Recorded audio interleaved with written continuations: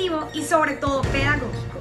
Quien le habla, Sol Parra, y el día de hoy tenemos una temática sumamente importante y es conocer la argumentación en la comunicación, las falacias y qué tipos de falacias encontramos en nuestro diario vivir. A continuación. ¿Qué es la argumentación? Hay que tener en cuenta que la argumentación es una práctica discursiva que tiene como finalidad defender una opinión o postura, resaltando y teniendo en cuenta que para hacer este proceso se debe tener un razonamiento lógico consciente y demostrable, ya que la argumentación va de la mano de los estudios de la lógica, la filosofía y la oratoria. Además de ello, es un proceso que viene desde hace mucho tiempo atrás, cuando numerosas escuelas de filosofía practicaban el arte de la persuasión, participando particularmente los sofistas de la Grecia clásica, quienes florecieron durante la arena democrática del siglo V a.C. Es por ello que debemos saber qué es la argumentación. Un ejemplo es que continuamente estamos en diferentes situaciones donde debemos defender nuestros puntos de vista o estar en contra de ciertas realidades. Así, la argumentación es empleada para desarrollar asuntos discutibles, por lo tanto, entregar información lo más completa y coherente posible. Podemos mencionar varias características que deben cumplir la argumentación en sus líneas generales. En primera, podemos hablar de una de ellas, que es la que se aspira a convencer, a cambiar el punto de vista y a modificarlo, o en pocas palabras, la persuasión. En segunda, podemos ver que se basa en complementar las ideas de manera verídica y no solamente consiste en opinar. También podemos notar que los argumentos se manejan construyéndolos de una manera consciente. Para ello se utilizan datos e información recopilada para sustentar equitativamente la idea expuesta. Y por último, es razonable y se basa en la imparcialidad y no en lo emocional. Ya entrando en el apartado de la estructura de la argumentación, esta no precisamente consiste en el manejo libre de las premisas, sino que se apega a ciertas estructuras para resultar más eficaz. Esta misma debe constar de una tesis a defender y de la cual se debe argumentar, seguido de un conjunto de premisas a partir de las cuales se pretende la tesis, con un argumento que las enlaza, que enlaza las premisas con la propia tesis. Estas premisas que se toman la forma de un enunciado, del cual podrá extraerse una conclusión a través de razonar lógicamente, el cual podrá ser válido o no. Christian Platin describe la argumentación en el que el dato es la premisa menor y la propuesta la conclusión. Un ejemplo de ello puede ser la siguiente frase: hoy es lunes y por ende hoy hay clases. O usan una premisa un poco más general, como lo es la ley del pasaje: la semana comienza los lunes. Pero ¿cómo podemos argumentar? Y es allí donde consiste en defender razonadamente mi opinión, con el fin de que el destinatario haga suya la idea que el emisor sostiene.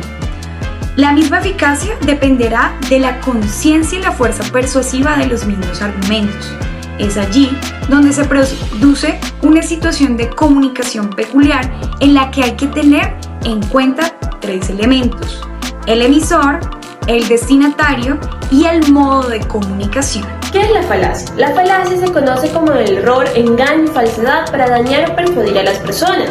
Dentro de este proceso se puede encontrar la falacia argumentativa, que es la característica o propiedad que tiene la voluntad y habilidad de engañar o emitir con el fin de inducir en el error a otras personas. Y donde también en el ámbito de la lógica la falacia se refiere a los argumentos que tratan de respaldar algo que no es válido, logrando de una manera muy intelectual cambiar la opinión del público al que se dirige. Y aunque en muy pocas ocasiones se realiza el acto de falacia por ignorancia, en la mayoría de los casos la falacia puede estar ligada a la falta de honestidad o lealtad, con el fin de obtener ventajas sobre otras personas a través de la mentira y el engaño. Ahora, en el caso de la economía, la falacia de composición consiste en inferir que un todo es verdadero a partir de la veracidad de alguna de sus partes. Por ejemplo, las piezas del celular no se pueden romper al caerse al suelo y por lo tanto los aparatos electrónicos no pueden romperse al caer al suelo. Lo que anteriormente acabo de mencionar obviamente es una falacia, ya que por supuesto siempre existe la pequeña, así sea la pequeña probabilidad de que este tipo de equipos puedan romperse al caer. La falacia tiene una infinidad de sinónimos, como por ejemplo falsedad, mentira, embuste, disfraz, en sí toda palabra con la cual se pretenda ocultar la verdad. Precisamente en el ámbito de la filosofía, Aristóteles aborda la falacia como sinónimo de sofismo, un raciocinio errado que intenta pasar como verdadero para engañar a otras personas. Es por ello que un ejemplo determinante de ese concepto de las falacias y en nuestro diario vivir podemos encontrar las campañas políticas, un modo de persuasión completamente identificado y más en esta época en Colombia. Tipos de falacia. Vamos a hablar de los tipos de falacia y en qué consiste cada uno. Este tipo de falacia viene expuesta por la falsedad o cuestionabilidad de la persona quien expresa sus argumentos. Este tipo de falacia quiere y pretende por debajear a la persona que emite la afirmación. Se caracteriza por el uso de la fuerza, amenaza o abuso de posición. Utilizan la intimidación para no dar un argumento o no decir directamente lo que le preguntan.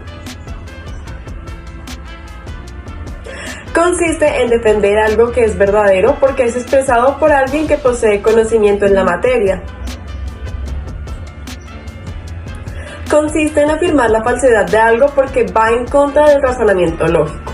Gracias por acompañarnos en Juventud en Sintonía, el programa de la información y sobre todo de la pedagogía. Nos vemos en el próximo capítulo. Chao, chao.